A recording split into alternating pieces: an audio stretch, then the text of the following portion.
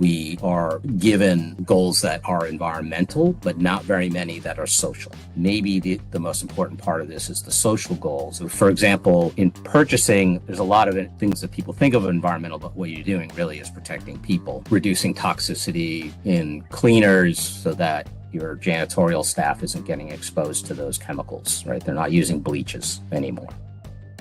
Historically underutilized businesses basically mean people you have not been giving business to because of racism, just sort of marginalization, like they're just small, the good old boy network, not buying from the women-owned firm, that, not letting somebody basically have access to your business. You could have a target that says, we want 10% of any business, the plumbing refurbishment in that building, we want 10% of that work to go to historically underutilized businesses. There's a demand right now in sustainability work for positive communication and effective storytelling to align with sustainability goals to make this work happen. It was refreshing to hear from your perspective, Mike, that things are going to be okay. We're really all right as long as we keep kind of doing this positive representation, this positive and accurate representation of the sustainability work that's happening. Things will continue to be all right and improve. Why pay for very expensive drinking water when you're just going to water the grass, or very expensive drinking water when you're just going to evaporate it to cool a building?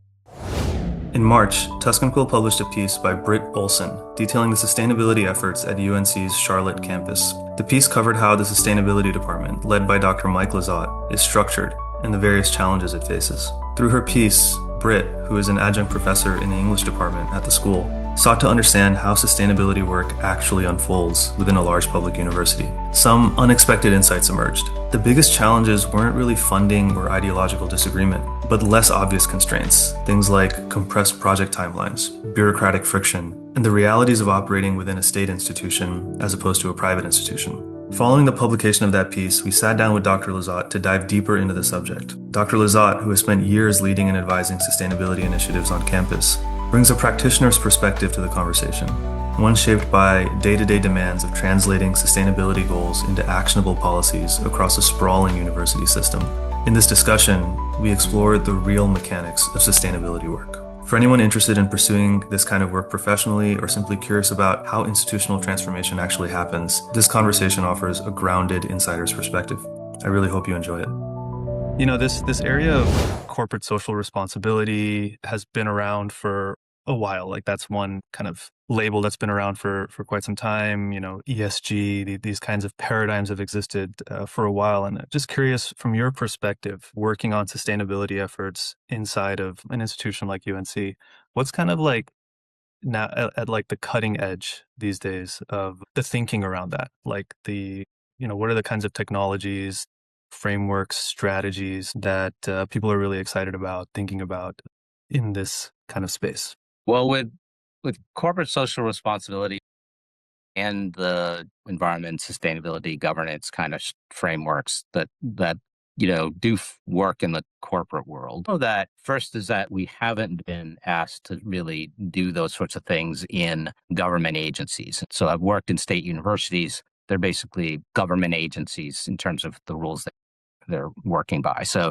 unless the legislature starts asking us, we want you to do this kind of reporting and we want you to have third-party confirmation and all that kind of thing, that's not really happening to us. So in some ways, let me just start this by complimenting folks in corporate sustainability offices, or even the leaders in the private sector, because many of them and most of them are subjecting themselves to that third-party review, to the extent that in the university world, I will often comment, stop saying we are at the cutting edge of this if we're not.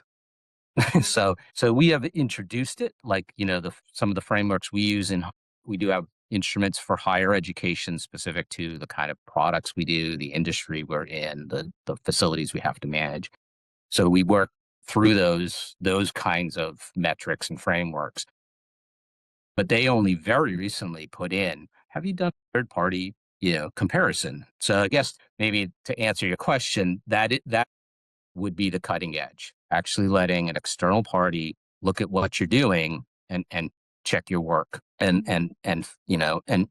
comment and let you know if you're not being, transparent enough, or what you think is addressing an issue really is not. It's just, kind of wallpaper, or just dressing something up, or that it's not, up to current standards. Right. So I think that's one of the challenges we're having in higher ed right now, is that there was a time or two ago when a lot of universities getting into sustainability and doing it well could be seen as leaders in their community, leaders even, nationally. But that's getting, I'm not sure that's really true anymore, with a few exceptions. And I don't know how much we want to sort of like call out names and brands and things of that kind, but if you want to. yeah, I mean, ones that stand out to me is Stanford. Okay. Finally doing, I believe, the kind of greenhouse gas accounting that many companies have been doing routinely, and they've been kind of shocked at what some of those impacts are that have not been part of the portfolio of things you measure as a university. So, for example, to use some jargon, embedded carbon in our buildings, even getting into things like legal instruments like leases and other things that have a carbon footprint. So they are really pioneering. Last several years when I've gone to conferences, I've been like seeking out the Stanford-led sessions on greenhouse gas accounting, because I think they're really best. I'll have presentations on purchasing, because they're doing excellent work. For years, we were, sort of tracking Harvard's, work on LEED, green construction. Now, in all of these cases, I just named 3 of the wealthiest universities in the world. So there's even resource reasons why they are leading and developing those cutting edges. And internally, they've seen the benefits of it, of having, in Harvard's case, a staff of 10 to 20 people to actually rework all those, everything from modern buildings to, for in an American sense, ancient buildings. I mean, that are in there and on their campus, right? I believe it's the oldest college in the United States, and they do have some old buildings. So that's the, I think that's one of the things, is we do look for those institutions, and then the challenge becomes, well, how do I apply that at, or is any of this being turned into a tool? And some of this could be private sector, but is there anything being turned into a tool that is shared, that I could access, given my resources, my budgets, at a state university, or at a private university that does not have the resources of a Stanford, Harvard, and MIT. Got it. Yeah. So you mentioned greenhouse gas kind of accounting, and I know this is like a big this is a big theme in the kind of ESG sustainability space, of like, how do we actually measure kind of the impact that we're having. I know I went to a kind of an ESG conference a couple of years ago, and there was also a lot of discussion around how does this drive business results. That seemed to be something that was really appearing in people's minds. I don't know if you have thoughts on that, but we can discuss. I know a public university has a different set of goals that it's trying to achieve, but the greenhouse gas kind of accounting, and anything else that's like that I'm just sort of curious about, kind of what are the kind of models that people are using to judge their progress. Is that kind of the big one, or are there other kinds of things that are also out there? I mean, that is one, and that's a case where there is a community model resource that we can subscribe to. Actually run out of the University of New Hampshire. So it's not a for-profit operation, but they have set up the basically a higher education greenhouse gas accounting system. Okay. And so we can, get a subscription for, a very reasonable price, put our data in, and they are working the backside to change the models, right? Or to make sure it corresponds with the latest.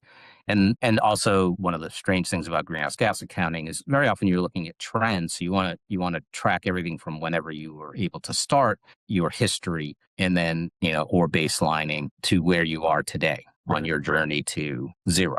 And so we do have that. One of the challenges is, early on, it was kind of established that, and again, without using too much jargon, but that we would basically do the easy ones.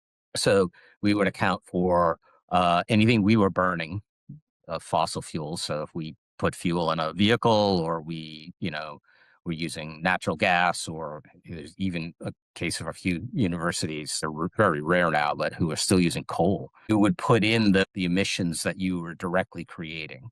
You would also go after another one that's fairly easy is your electricity use, because that can be tracked at least regionally, and you can get, the models can generate something just as long as they know where you are in the grid in terms of the carbon impact of you using that electricity. Waste to landfills, lots of some other things. They also gave us some models for things that aren't so easy to do, but they're simple, crude little models, for example, to get at what kind of vehicle miles are we inducing. So if we tell students they have to come here to take a class, they're commuting in 5 days a week, what's the impact of all that commuting? Same with staff. If we run a bus system, what's the impact of that? If our faculty, like Britt or me, travel to a conference and we get on an airplane, what's the impact of it? So they can account for all of those. What they've not been doing a lot with is kind of a third category, which is all the stuff kind of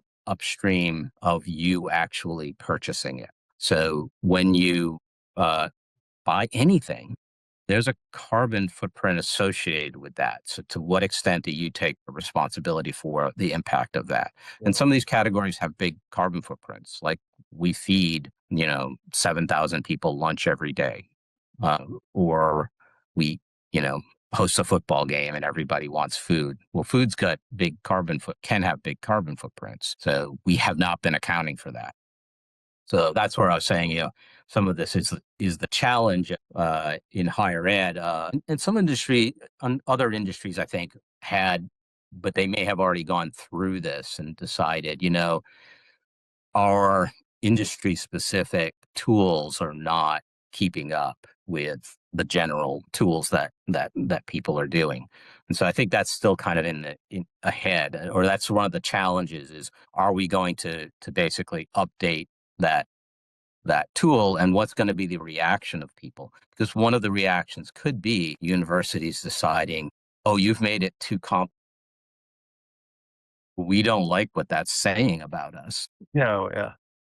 Because the numbers can be many, many times, even orders of magnitude, higher than what you've been telling everybody you have for emissions. And so instead of what you hope will happen is you get an analysis, right? As a scientist, it's like, I get data and I go where the data leads me, right? And and if you're doing scientific management, you begin to manage to, okay, new picture. It's not what we were hoping for, but let's start managing this, because, for example, a university that has a lot of leased property might not have been counting that leased property. They're like, well, it's not on the campus, kind of thing. Now, if you actually do the play by the rules and you count that in, then what are you going to do? Are you going to develop a strategy to either make better choices on your leases, get out of leases and build your own buildings? You need a strategy to get out of that. Or you can hide and say,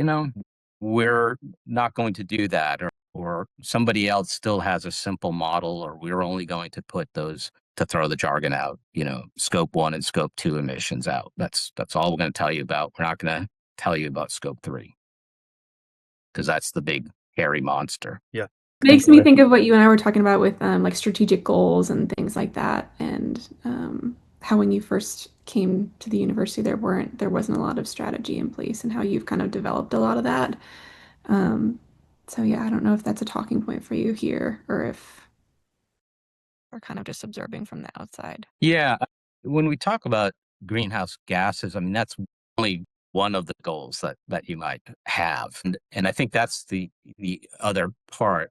Even if we go back to using the corporate language of, corporate social responsibility or ESG, everybody still has the challenge of, what are we emphasizing in that? Greenhouse gases, most cases, are strongly environmental goals, right? And everybody kind of recognizes them as environmental goals. They can have social impacts, especially if you're talking about pollution that's impacting your community. And so, in some cases, like if you're running a plant that has local air pollution issues. And so a lot of times we we may use one goal to sort of recognizing that's going to help with another. I gave the example earlier of, you know, that still some universities using coal. Well, there's still some industries using coal, and coal tends to have a lot of local impact because it just, it leads to solid waste and ash and other things that can kind of get loose.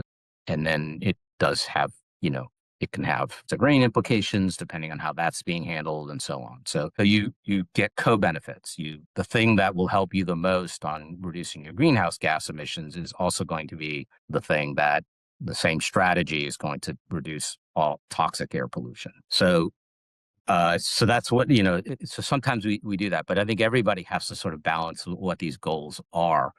In our particular case, by policy, we are given goals that are environmental, but not very many that are social. So, so for example, to give an area where we've been trying to introduce the idea of maybe the most important part of this is the social goals, is when we get into purchasing. So in purchasing, there's a lot of it kind of environmental, or that people think of environmental, but what you're doing really is protecting people. So there's safety goals, reducing toxicity in cleaners so that your janitorial staff isn't getting exposed to those chemicals, right? They're not using bleaches anymore. Same thing with your painting crew and all of that. You go for low toxicity on all of those kinds of things. Then there's the environmental one where you buy things that have a lot of recycled content because that's going to help the recycling markets. Then there's ones where you buy things that are easily renewable,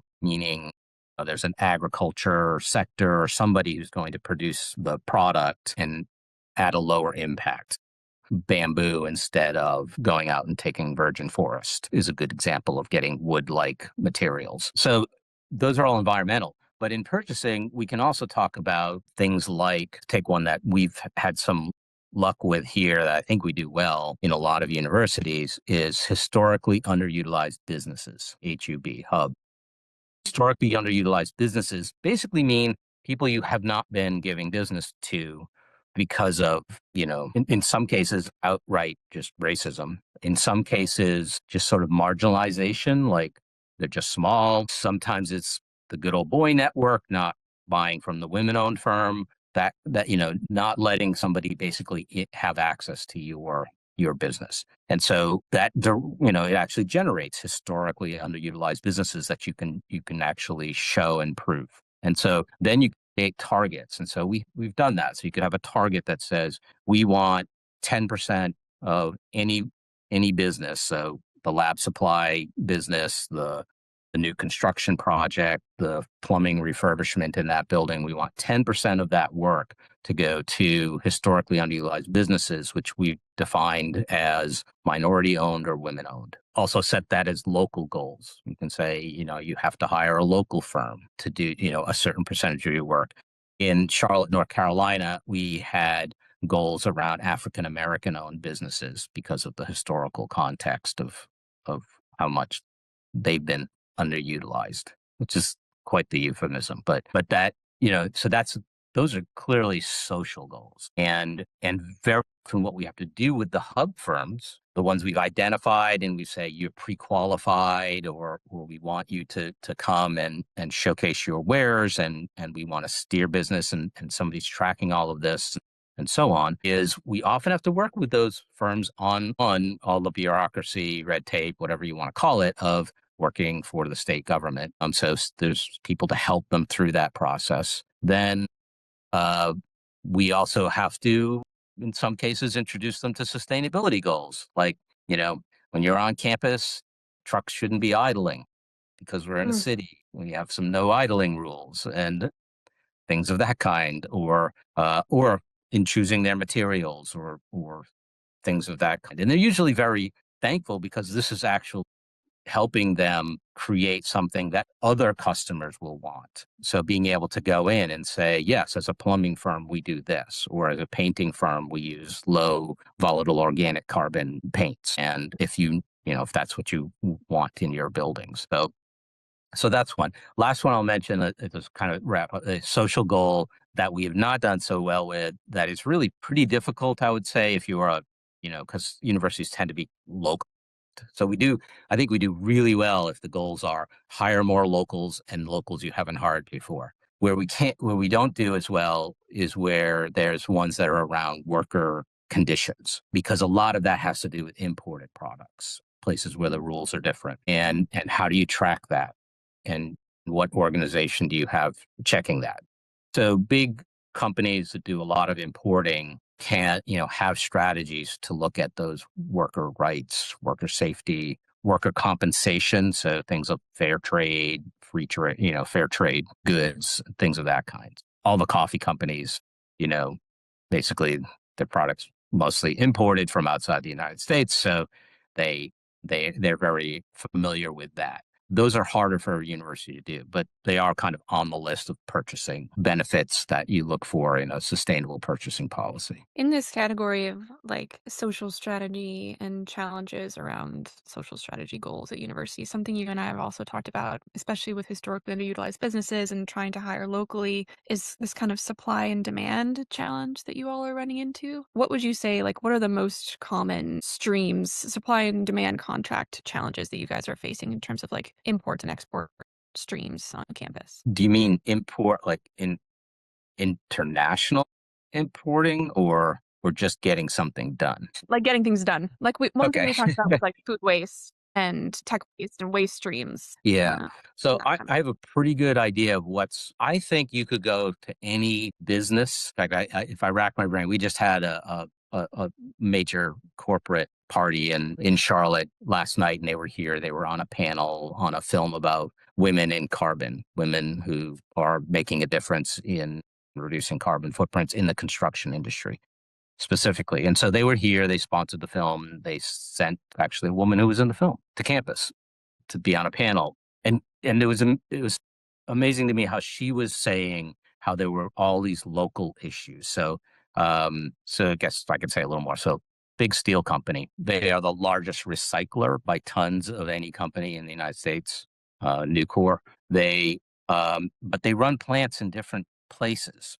They work primarily with recycled steel, not mined ore. And so that's kind of the niche they've carved out.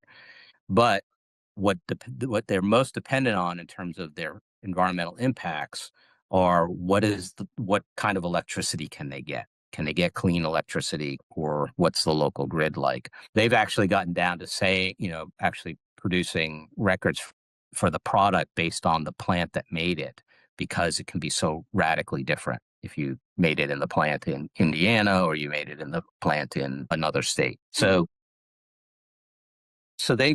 it's interesting that they have the same kind of issue, or they've begun to face or in their case, they're seeing it as a benefit. Like they can sell more of that really low carbon steel, low carbon emission steel to some customers if they can document it. And so they've begun to create those markets. So I think we all have that issue. In our specific case, I was surprised because I came from another university where I had started my sort of second career as a sustainability officer in Wisconsin, and the issues there. So an issue there that I think I might have mentioned to Britt was we were doing all kinds of things with food waste and yard waste and building our own biodigesters, and we had companies that wanted to do that. We had farms. We had discussions that a farm was 5 miles from campus, and we're like, oh, that's kind of far.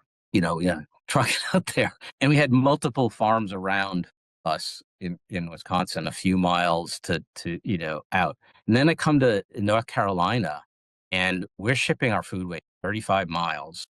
It's the only place big enough to take us. The next closest one is 85 miles away. So it's amazing to me that just the competition hasn't formed.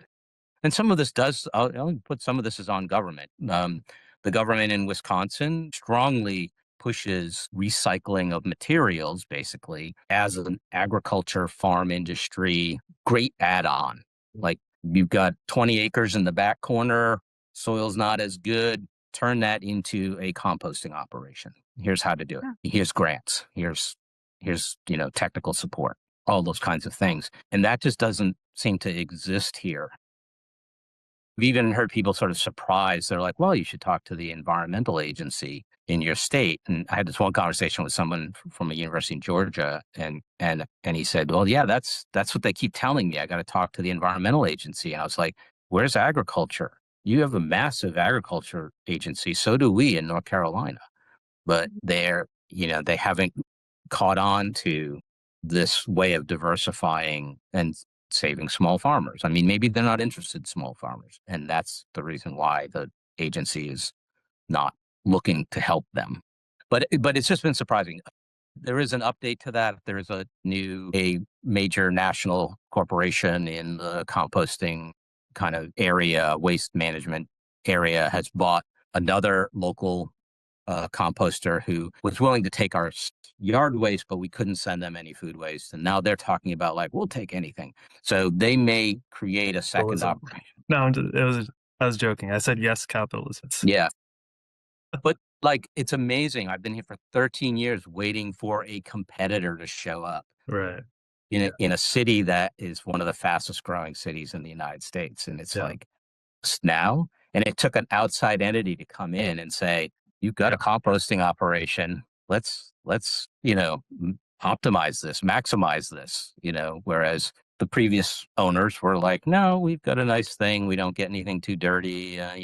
We don't get inspected as much when we're just taking yard waste, and we're making, soil in bags for gardeners.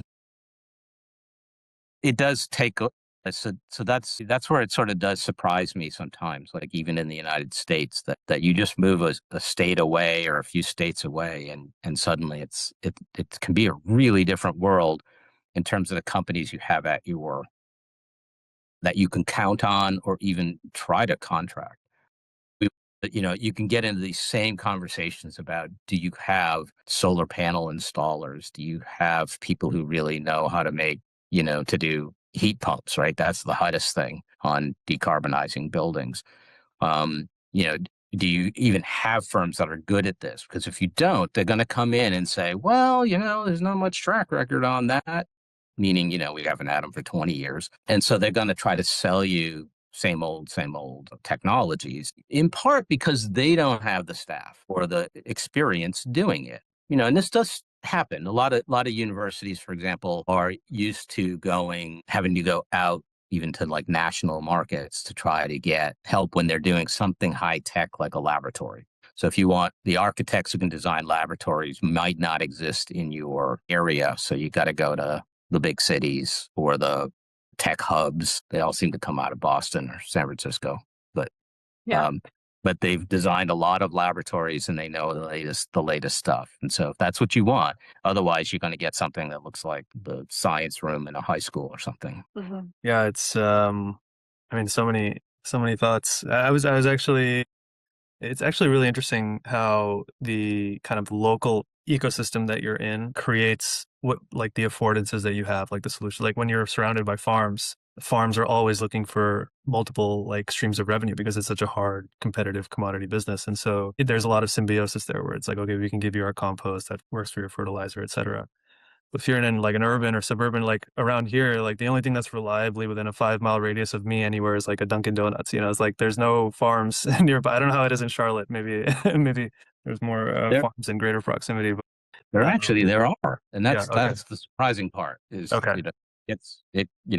can find the edge of this growing city, and it does just hasn't been tapped into. So maybe a lack of imagination or something like that. That's interesting. Yeah, or I guess maybe just because I've worked these angles before, but like economic development grants. That's one of the things we do with universities is try to work with entrepreneurs, try to work with even and especially established companies. Sometimes, like the last university I was at had a very strong family-owned business tack. Like they had a center. Right. Family-owned business would come in because they have a lot of inheritance issues that make it complicated for continuity. Yeah, so you can have that, and so that's where my brain just wants to sort of go first to. I know it's easy to blame government, but just sort of like question like these things that are government functions like economic development, strategy, granting, loaning, those kinds of things, and sometimes you can fill in. major banks that have been trying to create green funds and things of that kind. But in some ways, what they seem to be doing is just filling in a role that governments can fill. So they're going into a vacuum, and they may not have the staying power. That's the thing. They'll move fast if economic changes happen, whereas governments tend to move slow. Which can be a good thing when you're actually trying to support something new. You don't want to pull that rug out from under them. So, just for me to clarify, your sense is it? So the fundamental problem is you have this huge demand in so many areas from your campus for sustainability services, food composting, waste management, recycling, whatever it is. And in some areas you have a lot of vendors, more than you need, and in other areas you have like not enough vendors. Like you're saying, the closest composting, several miles away. Do you think that's primarily a regulatory problem? Like companies want to come in, but they're like, I don't want to deal with the headache because there's so much regulation around this? Or is it like the market is just not functioning properly and people just aren't even exploring these? They don't realize that there's like a latent demand here that's not being served. What do you think is the actual issue? I think it's the latter. Okay, wow. Markets are. I mean, I've been saying a lot of nice things about corporations, so let's Yeah. Balance it out.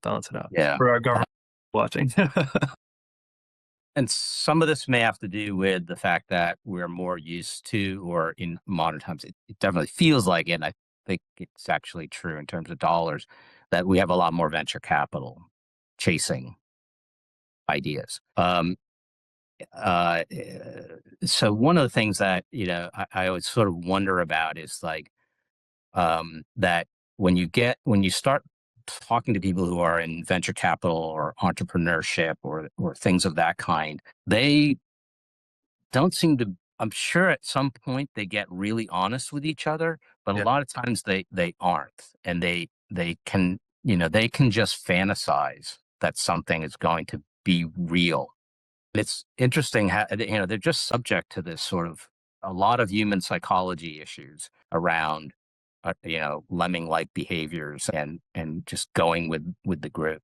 I mean, one that happened in the last decade that was kind of interesting on most college campuses was the whole micromobility chase that happened, right? Where we're reading about like all these cities in China, like they already went through it. They went through this mass implementation of, in their case, bicycles. Then the same bicycles, plastic bicycles that had a little bit of, IT hardware attached to it so you could lock it and sign it in and out with your phone. Those started coming into the United States. But as they're coming into the United States, there's already horror stories showing up from China about how model already failed, and that there were millions of bicycles accumulating. They're partially their electronic waste. There's a lot of metal, but there's also just a lot of junk plastic in them. And so who's going to grind this stuff up and recycle all of this stuff? And yet here we are in the United States, and 20 companies suddenly form to try and chase this idea to 2 or 3 because it wasn't a reasonable model. And of course, they were using venture capital money, so they were like offering this stuff practically for free. We had all kinds of stories about like, so they, at first because we have a rule that says you can't operate on university unless we have a contract with you or an agreement or something. You can't just come on with a hot dog cart and say, sell hot dogs. You got to sign in and get a relationship with us somehow. But these, bikes were getting basically ridden onto campus and just left all over the place and blocking sidewalks and everything else, that kind of annoyance. We're picking them up, bringing them someplace, piling them up. We're starting to look like a miniature version of these pictures from China. And we're calling the companies and saying, come and get your bike.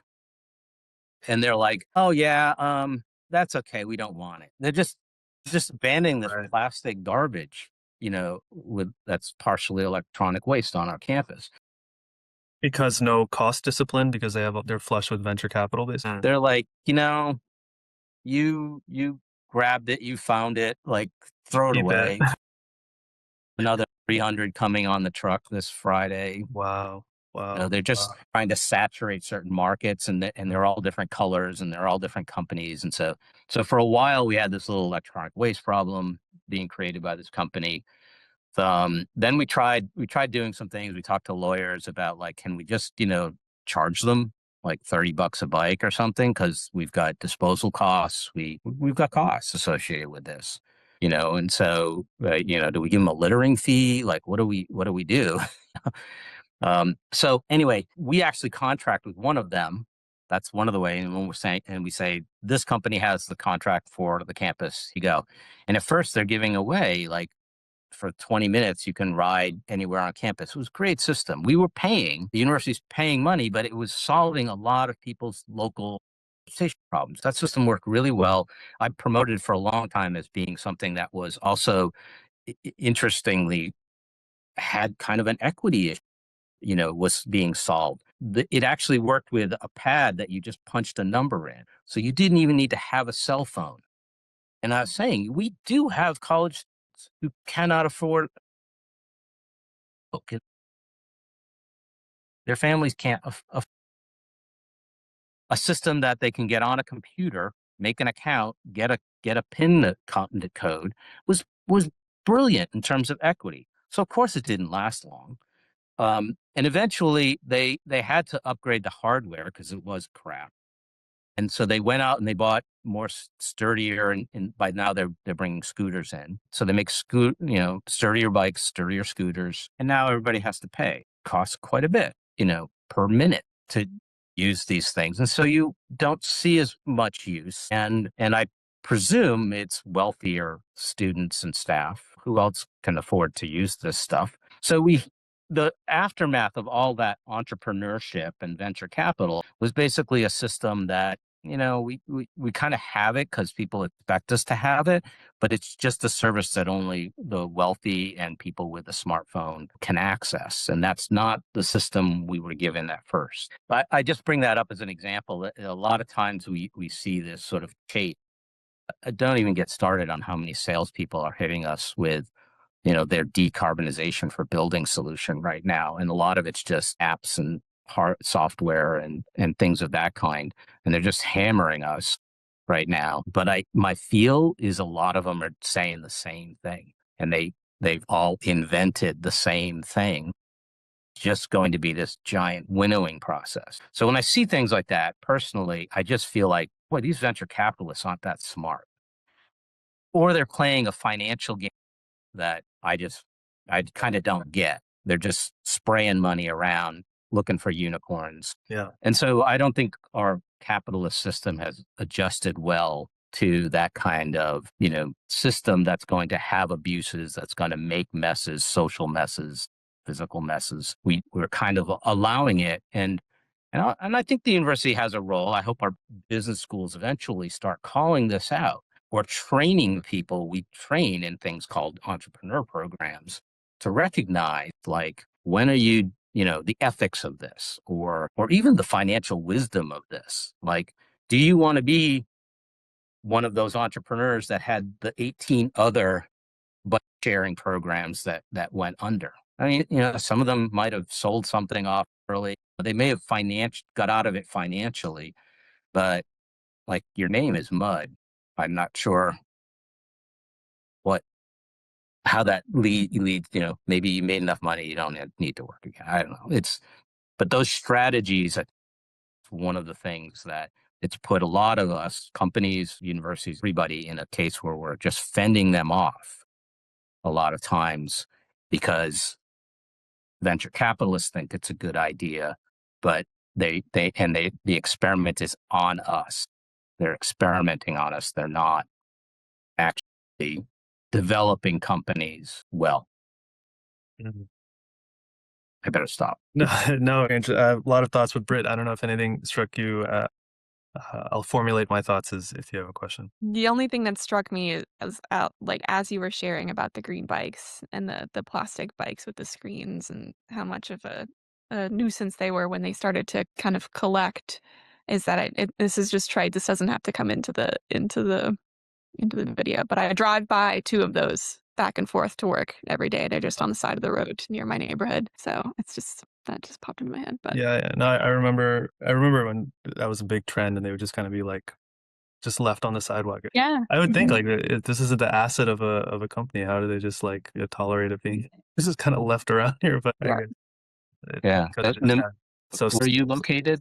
You know? I'm in North Jersey, so like right outside of New York City. But we didn't see that so much here. But I was visiting my cousins in Atlanta a few years ago, and it was Mhm. pretty big in Atlanta. But it's making me think, man, I don't want to go on a monologue here. There's always a risk of that happening. But I spend a lot of time, reading and thinking about the venture capital world. I come from that kind of finance world, and so I kind of understand the thinking. I think you're totally right. It's one of the kind of like I don't know what it is, almost like a obvious hypocrisy, a little bit of that space where they pride the startups, VC, that world prides itself very much on contrarian thinking, and yet it's subject to a lot of lemming-like behavior for sure.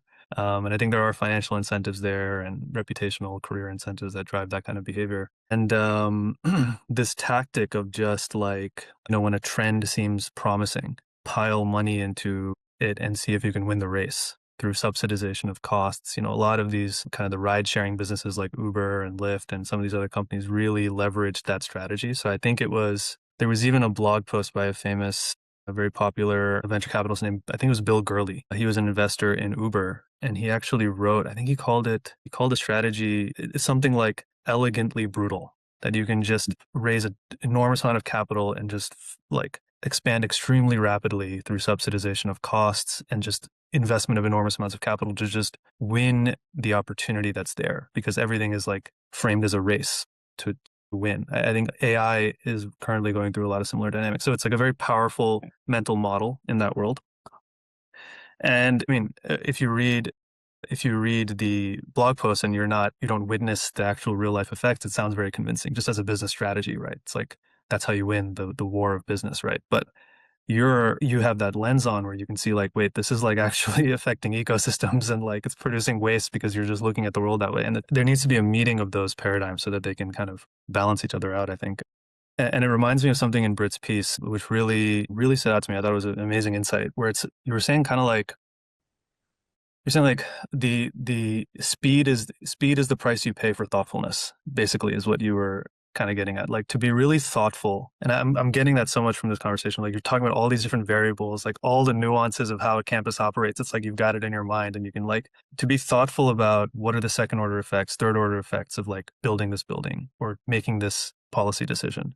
To have the time to think through that, you have to give up speed. But speed is such a currency in our world. When a project starts, people want it to be done fast because that's important reputationally for them, for their career growth, or that's just, what management said, this has to get done. It's a deadline, or maybe a donor or somebody expects a certain timeline to be met. Could you just talk a little bit about that? Like the friction between the kind of thoughtfulness that's really needed for sustainability work versus the kinds of speed that's demanded in our world today? Yeah. In our example, or where I've heard it, framed the most is the staff who are responsible for doing construction projects, design all the way through construction and occupation. So, at first it was they were just project after project. They were like, okay, we're on this timeline, and I would ask like, what's the rush? And it was always an explanation. It was always, well, and sometimes it was just our calendar, like students move into that new dorm. So we're hoping it finishes up in that summer. But many times was something like a donor. So it was, well, the donor wants it by a certain time for a football season or something like that. Or a donor, they've already announced the donor. So the clock's ticking. So then it's sort of like, well, that's interesting, because now you're not even like blaming the donor for it. You're saying basically that you've created an expectation. Another one that I've heard is if you did a project previously and it took a long time and that was considered a problem, the next one better not have that problem. Like it became this, we don't do things that way. And higher up in the administration, people are being hired because they can get something done. And so Yeah. So, but after a while, you have to sort of start to wonder, like, how much of this is just the fact that we are going to put speed and timing as a hard variable on every single project that we do. And that's what it feels like to me, is that the construction and design folks are just, doesn't matter. Like, it doesn't matter what they do. Somebody is going to come up with this, like, we need to do it right away. One little exception, which I'm really finding really interesting now, tiniest little project for us. It's a meditation center. And so it's basically just one big room, some bathrooms, nice little garden space off to it. And so this project, we've been taking our time. It's only 1,000 square feet. It's like a small house. We've been taking our time because the donor, just said, I just want this to happen. The donor actually passed away, so they're not expressing interest. And maybe it's the topic. Like, nobody wants to, because the first place they wanted to put this meditation center was like on this, it was next to something. So it was next to a recreation center. And they were saying, well, the staff are going to come from here. So we just want to plunk it right down behind. Well, right behind them was this like industrial, dead end road that led to the highest concentration of dumpsters for the student unions, and a big parking deck. And it's just like, it's meant to be an ugly back driveway, right? And they were going to plunk this meditation center there. And so a bunch of us started just saying, like, just the trucks are going to make a lot of noise. Right. And, the student or staff person, we're in North Carolina, like mufflers optional kind of thing, like vroom, vroom, cars going all the time. Like, there's no way it's going to be peaceful back there. So we took our time, found a peaceful spot next to our student health center, which is a much better association, right? And work out how the staff get. And it's in this nice little wooded area. And so now, but then as we got designs, like somebody designed a garden that was just way too complicated for maintenance. And so anyway, got a review next week on it. But this project's actually, in my mind, doing things right. But it won't really count for anything because it's just 1,000 square foot meditation center. When we go to do the next classroom building, laboratory, dormitory, dining facility, whatever, like, it's going to be like business as usual. You gotta add a little meditation center to the blueprints for all of these things, and then or then change their name. Yeah, then it becomes hypocritical to like push the timeline at that point. So I think that's it is culturally we've gotten ourselves into this box of thinking that this is how you do things. I will say that the other push we're having, and this could differ regionally, in fact, I'm sure it differs regionally, is our construction companies do not mind delaying in the middle of construction. And they have plenty. We're in a fast growing city, so they have a shortage, supply chain. Yeah, got delayed a week getting the crane over here. They can, they have kind of an endless number of delay, that are acceptable to us. And so they do try to pad these schedules, but it's not thinking time. Right. It's just padding for, expecting construction companies to put delays on the project when they understaff them. I've been really stunned. Like, you move different parts of the country, like even watching a road project in this part of the country, the road by my, that I use to get from campus to my house that I walk through, has been under construction for 1.5 years. They're saying another year. All they're doing is adding a bike lane for 4 years. They leave millions of dollars of equipment just sitting there. Finally, somebody shows up, gets in it, moves something around, will happen for a day, and then it'll go quiet again for a week. It's just a very different way of, I think, even running construction companies than you see in, I came back from a trip in the Northeast, and I was only there for like 1.5 weeks, and I watched them like completely rebuild a road. They were on every single day, and it was a road we had to go by. It was, along a reservoir. And so, but they were out there getting it done. And in the Northeast, you said? Yeah. There's this magical place in the North. Maybe I'm underestimating Massachusetts. Okay. Yeah.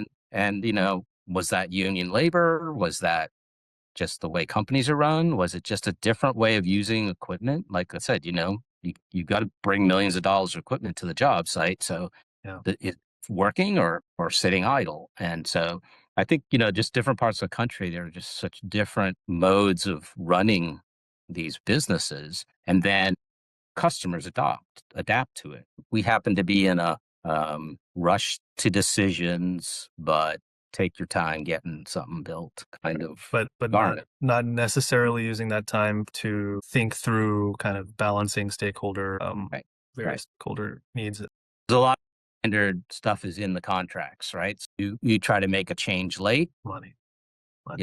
So you're doing change orders now. And so that's the other reason why and any sustainability, professional or will tell you, others too, safety professionals and so on, will tell you it's the planning up front. That's where you need the time, and you need to go deep on things. So for example, don't just, if you have to spend more time because you're not sure about the energy performance of this building and you need more modeling or you need better modeling, well, that's going to take some time, and you're going to have to, pay for that up front to get the assurance that what you're finally going to build is going to do what you want it to do. But if you're in a big hurry and you rush the design process, you don't get energy models. You don't get, anyone doing even like room scheduling models or things of that kind. And you end up building something that you hope you can make it work.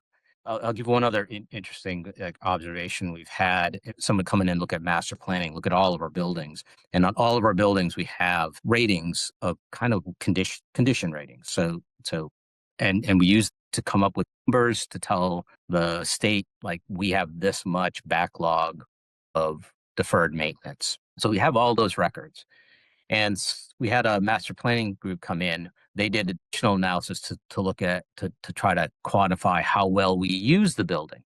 So if it's a classroom building, how much use is it getting? Is it, are there people actually in there doing things? If it's an office building, are they occupied offices and so on? So they looked at all these kind of efficiency type of things. And also, or did you modify a space and now it's like, yeah, it's an office, but it was a closet. Like, that's not a good office. So you've modified something to make it a crappy version of something you actually really need and want. So they looked at all of that. They drew up a big graph, and the best place you want to be is, high on utilization, the building's functioning, still doing what you wanted it to do at a very high level, which could also mean popularity. Like, people like Britt want to be in there teaching their classes. They're requesting that classroom space because that's just great. So very high use, but also very high on terms of its condition. So it doesn't have a lot of deferred maintenance. When they plotted all this out, we have about a dozen buildings that have gone through a full LEED, or not LEED in every case, we also use green globes, but a full green building certification on design and construction. Buildings were all holding their value in the upper right corner because they're brand new, but in some cases they were a decade old, holding their value. And very similar buildings, for example, a dorm we did and a dorm we didn't in the same era would be somewhere else down the chart. Like, we've had to get in there and modify, we've had to fix things. And one of the things that jumped into my head is, when we do the green certification, we have to take longer on the front end. And I think what comes out of that is two things. One, everybody thinks we're doing it just because we want to get that energy efficiency and lower the operational costs and the maintenance costs of that building, and we do. But I think that slowdown also leads to better discussion of the program. What are we doing in this building? And those little problems, like, actually, we've got too many offices in this building and we're short a lab. Stretching that design phase actually leads you to design, to come closer to what you actually need, or to have those hard conversations that you might need to have between this department chair and that department chair who are going to be in the building together. So I think there's just some, benefits that we're not thinking about. And I'm fine if running a tough LEED review at the beginning is giving everybody time to think about what we're building. One is kind of just before we get into like your thoughts on the evolution of this field itself of like institutional sustainability work, I just want to like, it's on the one hand, it's like a fascinating puzzle. There's just so many aspects to the campus, so many things you can think about, so many dimensions of sustainability. It's like a very fascinating, you can kind of explore this map for a long time and think about it. But I'm just wondering, like, how do you set priorities? Like, how do you strategize? Like, this is what we're going to focus our resources on. Like, are there certain metrics that you've found that, okay, I know optimization is a dangerous word, but to focus resources, right, you have to kind of think like, okay, if we solve for like scope 1, 2, 3 emissions, and if we just try to solve for that, it actually leads to a lot of sustainability. How do you think about prioritizing your limited bandwidth across all these different dimensions of sustainability work? So I'll say I've never had the power to approach it purely as a intellectual exercise or even as an exercise, get a panel of, get a bunch of really great people in a working group and strategize this stuff out. I mean, you do that stuff, but you tend to get just kind of like a grab bag of people just keep adding things to the list of, Yeah. let's do this. Yeah. Or somebody else did it, we can do it. And it just Right. gets to a list. And then you try to go through the process and and maybe you're going to get to do the top 3 to 5 things on that list, right? But so I haven't been able to do that. So what ends up happening, I think this does happen to a lot of people, even in from what I hear from people in corporate sustainability offices as well as institutional or government, is you actually have to get good at looking at who's ready and willing and able. If there's one of those 3 things isn't there, what can I do? What can I do to help them get ready? What can I do to bring them on board so that they share a goal, see that they could be, important to making that happen. And then the able part, a lot of times that does come down to resources. They just haven't imagined having the resources to be able to do that. So even though they may have had the same thought, they did not have anybody who would champion it for them.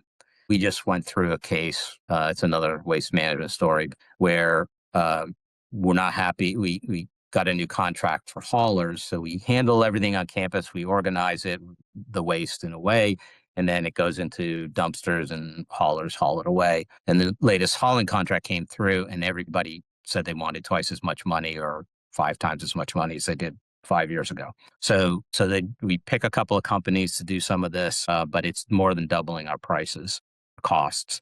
And so that actually opened a window where we did basically a business case analysis in the Right. sustainability office to say, what if we bought the trucks, hired a few staff for drivers and other considerations that we would have, some different equipment on campus, like let's bale our cardboard. We actually get more money for that than we do when it's just coming in dumpster loads. So new strategies like that. So we put this whole plan together. Now I'm working with the people who are making things happen every day. And they're like, yeah, we've thought of this. We thought this was great. We mentioned it to somebody once, but they never produced spreadsheets. They never Right.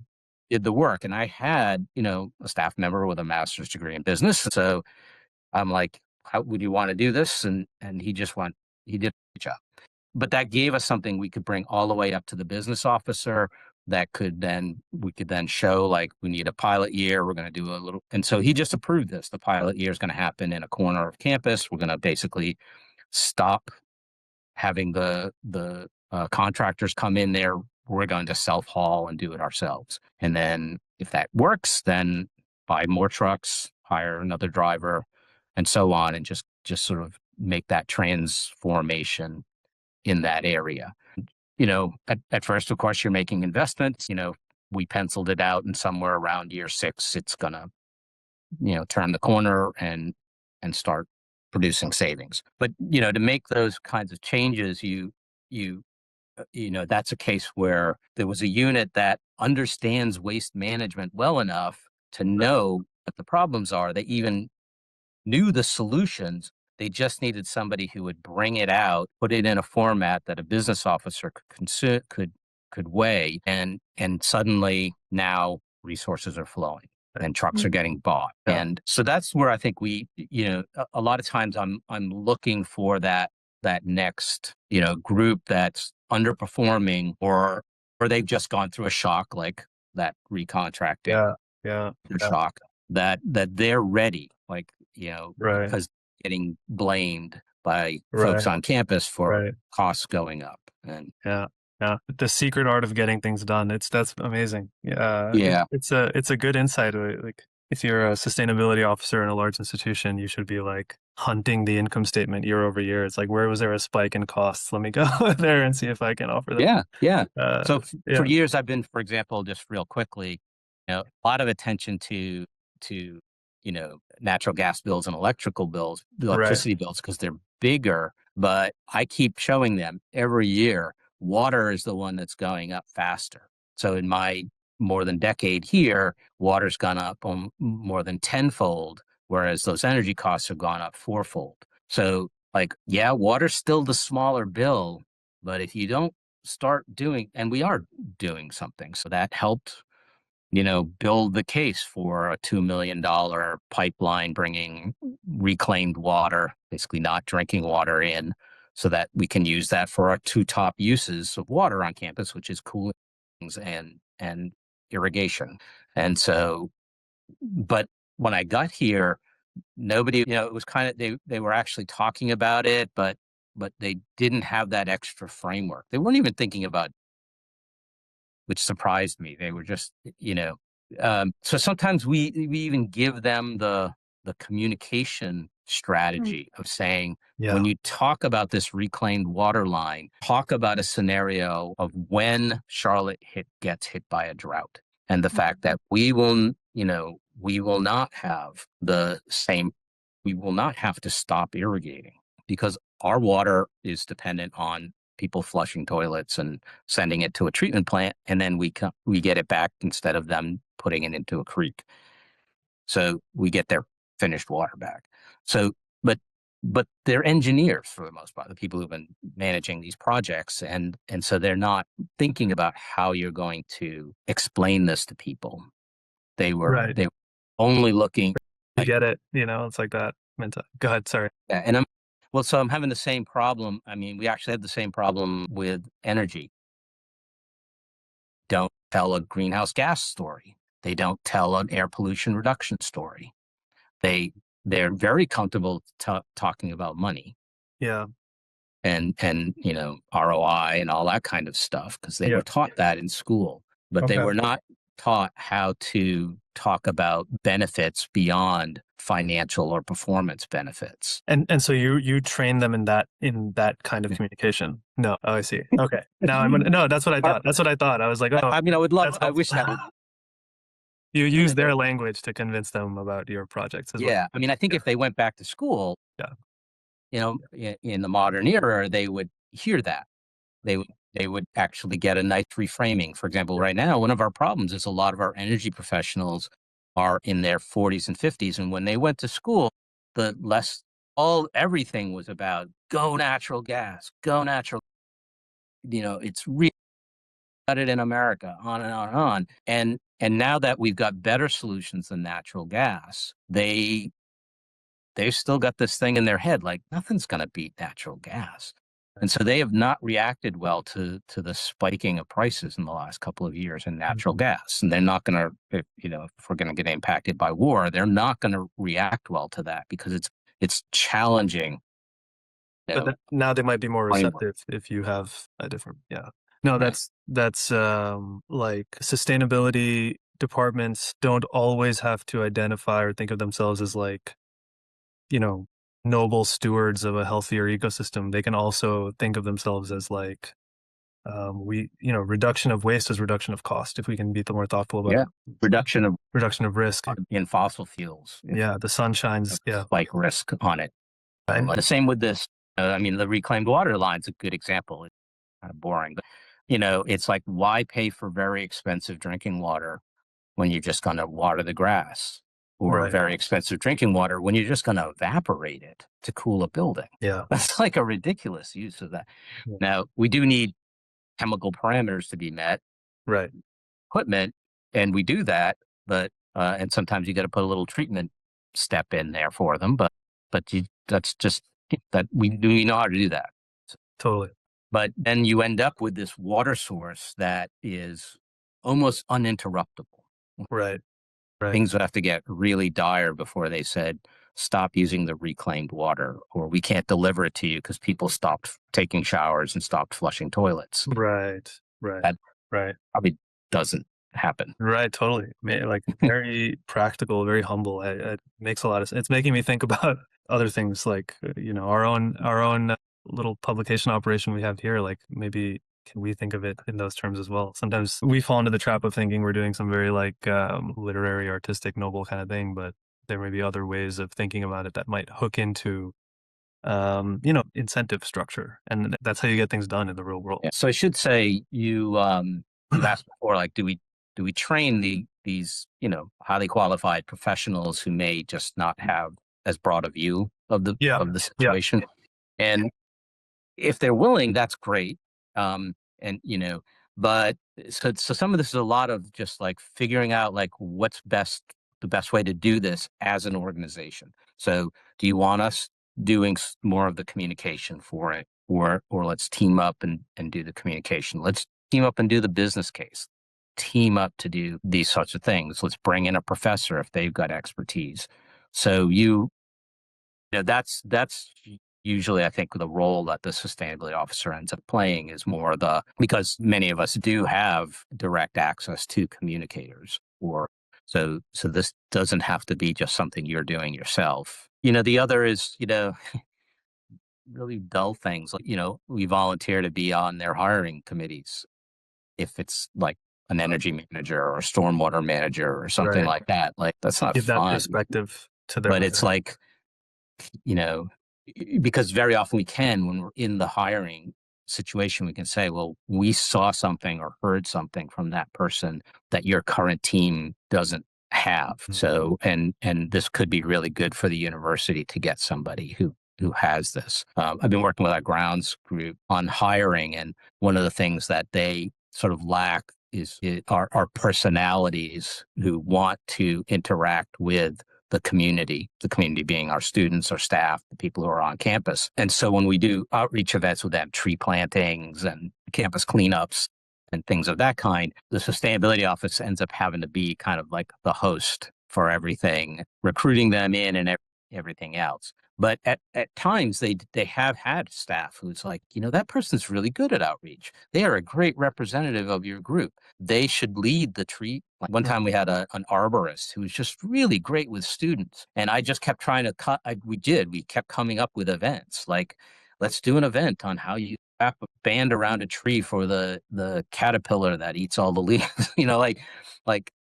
Let's do a little workshop, and tell the staff, like, if you own trees, if you got a tree on your property, come in, check this out.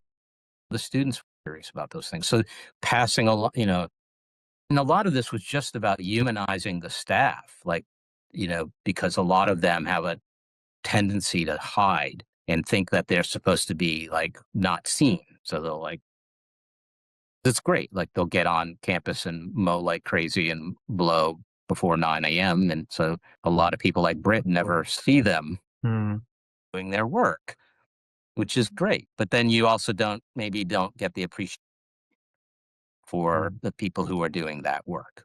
So that's where, just working with every unit, if there's a sustainability, story there that we think, let us help communicate that. Let us help, create an event that's going to highlight that. Sometimes we're helping them go for awards, and very often we'll start something and then hand it off. Let's do Tree Campus USA. We'll do the first couple applications. Then we're like, this isn't really very hard here. Keep it going every year. Just keep applying. Right. That's very, very thought-provoking. Very thought-provoking. My last question is just, we were talking about this before we hit record. You are approaching the end of this chapter of the career journey. I don't know exactly what your vision for retirement is. I kind of feel like there's a lot of things you can still do. So I don't know exactly what your vision is for retirement, but the current role, you'll be stepping down at the end of this semester. And so I was just curious, like over the course of your career, in this space, just kind of how you've seen it evolve. I mean, you could take it from the angle of like universities doing sustainability work, or more broadly, like established institutions starting to take sustainability work seriously. Obviously, there's all kinds of problems, and it's like a quagmire, and it's very challenging, complex work. But my sense is from the outside is that over the last 20, 30 years, I mean, it's totally shifted the mindset in terms of just across the whole economy, really, of how institutions think about sustainability work, the centrality, the importance they give it in their strategic planning, at least leadership of various institutions. So just curious, like your thoughts on how that space has evolved. Yeah. This is a multi-part question, so I'll just throw it all at you and you can answer however you want. I also feel though in the contemporary, like the moment we're in, this is kind of my thought is like in the 2010s, sustainability felt like it was the thing that like at international scale, like it was the thing that the leadership of the world was thinking about. And I kind of feel like that's not so like they're more preoccupied with other things like geopolitics, et cetera, has become a bigger concern for the political leadership and even business leadership of the world. And is that true? Is that just my sense because the media is playing that? And if so, do you see that percolate down into your work? Has it actually come down to you? And then finally, where do you see institutional sustainability transformation going? Like, what do you see for the future? What's exciting? What's hopeful? What's maybe less hopeful? So past, present, future, it's Right. like a Christmas Carol kind of situation. You can take it however you want. Yeah. So first, it's encouraging to hear you say that you see it, that you've seen it, that you can, and that you're even concerned that it might get bypassed by something else that's coming, because something else is always coming. Right. So it's yeah, you almost don't have to give this stuff names. You can just sort of say, look, so I think the base question embedded in all of that is, did we build something in sustainability, or are we building something that actually can stand up, and on its own, Right. so that it gets to the point where people are like, we can't do without this. Yeah, there's a new thing coming at us, but this is a piece we can't. I'll say on college campuses, and even, addressing engineers and things. One, just to give I do a lot of analogies. An analogy that I often bring up is safety. An organization would not say, you know what, let's not worry about safety anymore. Right. Let's get rid of that safety office, that safety officer, and they come in different names. It's a concept you're not going to give up because people understand it too much. Or even if you do a soft, like let's just underfund it and let it fail, there's a wide recognition of what the likely outcome of that is going to be, which is going to be harm and possibly even death, right? Either to people who work for you or your customers or not a good outcome.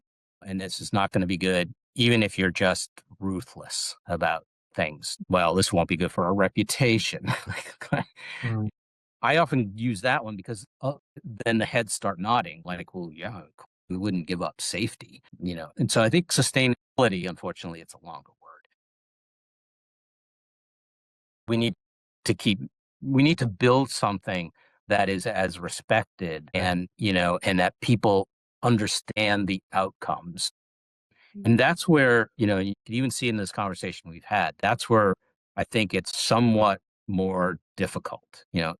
Safety is primarily seen, we talk about environmental health or something like that, but it is primarily seen as human beings, whether or not you're harming human beings. And so there have been people who have said, yeah, that's if you want to be equivalent to safety, you need to make sure your sustainability messages have that same, like, here's what happens to human beings if you blow this, or you back off on this. So, and I think that's not terrible advice. That is probably where most people are going to come from. That we don't want dirty water, we don't want dirty air, we don't want things happening to our children. And then people can extend that as far as they want. The pets, the farm, the food source, the ecosystem outside my door. Right.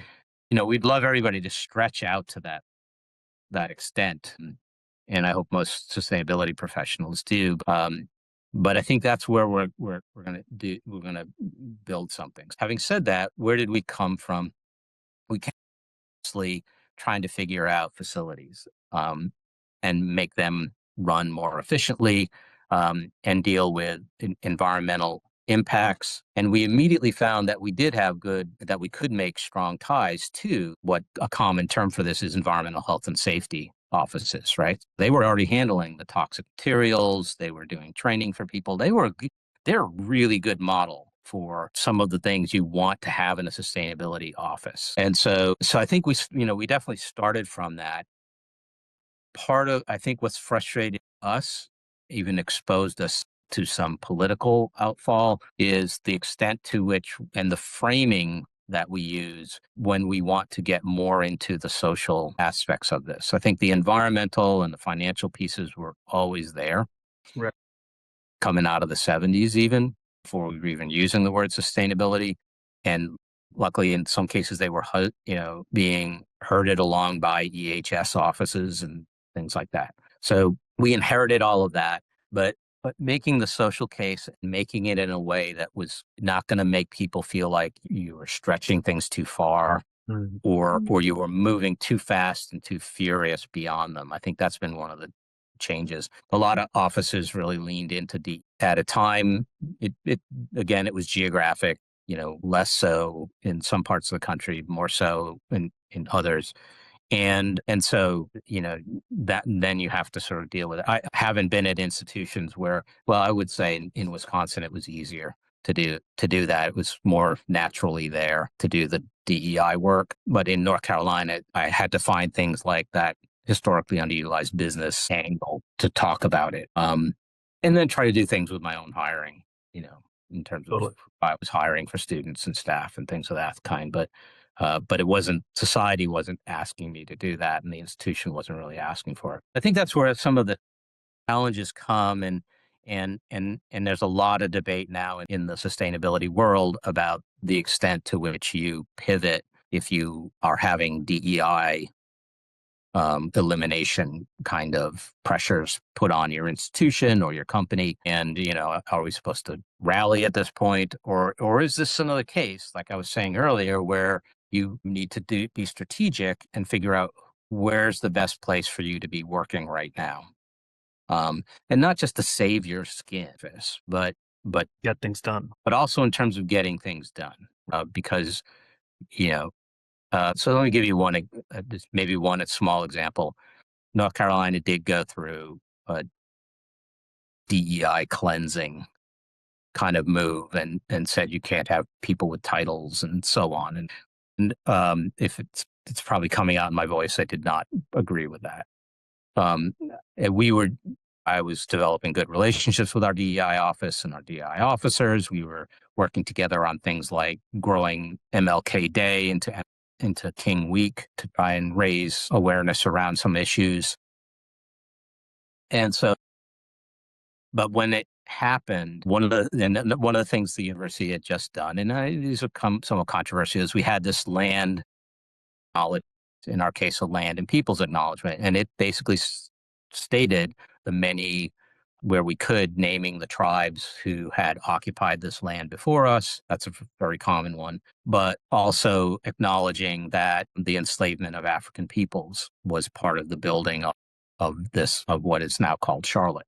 And so that's on a plaque, on a big stone outside our student union. But when the DEI, orders came down, websites went away. And so the land and people acknowledgement is a short version, long version. All this stuff we had set up for people to share, and it was, volunteer. You can read this, you could put it on your email, whatever you want to do with it. You put it in your syllabus. Yep, thank you, Britt. Put it in your syllabus. That way. But I mean, jump on the Wayback Machine, go look at the website, grab it, and use it. So I still, and some of this is because I'm retiring, we just held a student sustainability summit, and part of it, the opening of it, was reading the Land and People's Acknowledgement out loud, and we're still doing that. I have no idea if I just, stretched or broke a rule or a law or what happened there, but you find ways that you can sort of try to keep the flame alive, even though I know I can't, for example, publish it on my sustainability website on campus, because they'll just take it down. The plaque is still there. It's just a digital The digital footprint got wiped. Got it. And so to me, the idea is still there. It's just not being communicated unless you walk up to this sign Yeah. and incorporate that into your tour or something like that. Right. So sorry, that was a long story, but No, that was, it's an example of how you just how in my case I've sort of said, well, I'm not going to bash my head against the wall, and I'm not going to tell my staff they have to do something that's going to get them in trouble. So if you notice in there, I go and read that. I don't tell a staff member, yeah, show up at this and read this, because somebody's going to get in trouble for it. It's I just make sure it's me, because I'm retiring in part. So maybe I'm a little braver now. This is one of the reasons you asked, what would I do in retirement? And I'm not sure about consulting. I've had, I can be outspoken about these things and have always done all right with it and developed a certain reputation with it. Some people like consultants and some don't. Some people don't. Yeah.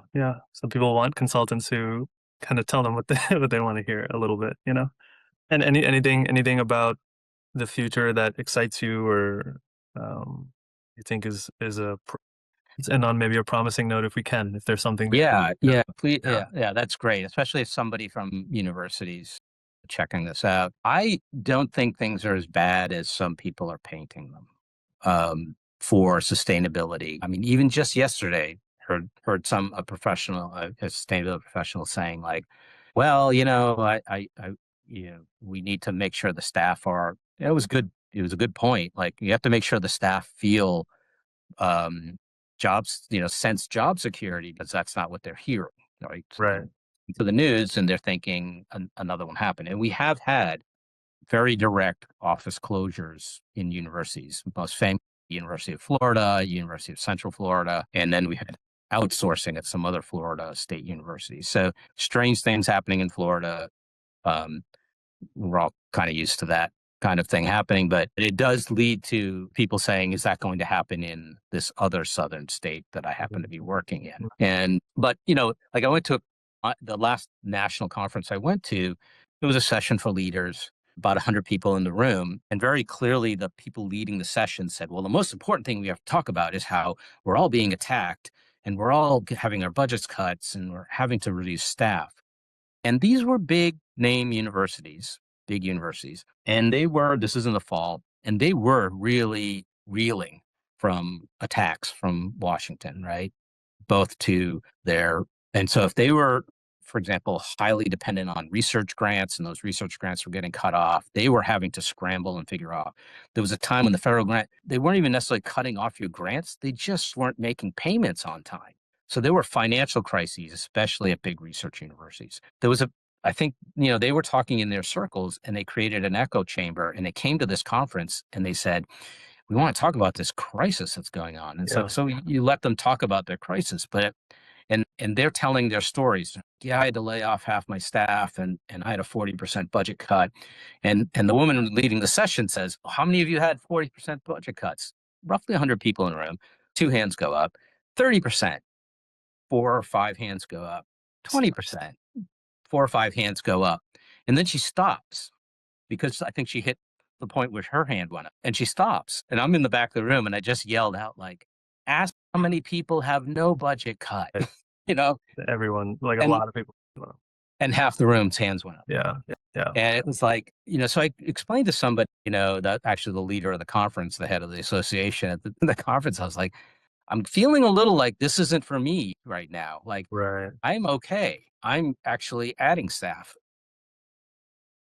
I'm also feeling like a majority of us are actually moving along pretty good and even growing. And, but there's a real Chicken Little thing going on at this conference because of who is being chosen to lead the session and some echo chambers they may be sitting in. And she acknowledged, she was like, yeah, you're probably right. But I said, I understand, we can listen to them and we can sympathize with them, but it's a little weird because they're giant tone right now that's panic. Yeah. So I've been, I hope we can do some rebalancing, or that people begin to see that much like things that have happened in the past, like recessions and so on, there's always times when you step back and redirect and do things like that. That's normal, but But higher ed right now, at a certain level, it is going through a difficulty having conversations industry wide because the big dogs think everybody's having the same problem they're having, and we're not. We don't have the brands to attack Right. through social media. We don't have the funding lever that they found in Washington to attack us. It's not useful enough to make an example out of you, kind of a situation. Interesting. Yes. Interesting. Yeah, the perception versus reality. I mean, amazing insights. This was really great. I learned a lot. Any questions or thoughts from your perspective, even as like a professor or somebody involved in the sustainability work at UNC Charlotte? Anything you want to share? Yeah. Yeah. I think what I love from like a writer's perspective and a teacher's perspective, what I'm hearing is that there's a demand right now in sustainability work kind of across the board for communication, like positive communication and good, effective storytelling to align with sustainability goals to make this work happen. And that makes me feel really good because I can help with that. I'm training the writers, and I just it's also good to hear. It was refreshing to hear from your perspective, Mike, that like things are going to be okay. Like we're really all right. And as long as we keep doing this positive representation, this positive and accurate representation of the sustainability work that's happening, things will continue to be all right and improve, I think. And that's my insight, is that's good to hear as a teacher, as an employee at the university, and as a writer. There's good work to be done. There we go. Yeah. Mhm. I'll thank you again, Mike, for sharing your thoughts and for all the work you've done in this space. And I hope you keep sharing your wisdom and insights in the future. I learned a lot, so I think it's very valuable knowledge and information. Thank you.